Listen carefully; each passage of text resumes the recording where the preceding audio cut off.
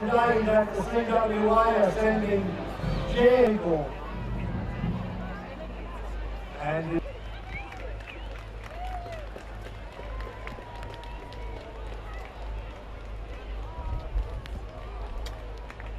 people in many farming communities generally don't seek the support they need for multiple reasons.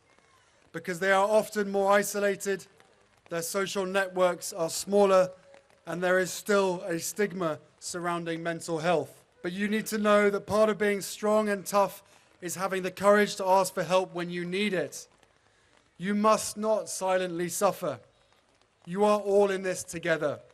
And if I may speak personally, we are all in this together, because asking for help was one of the best decisions that I ever made.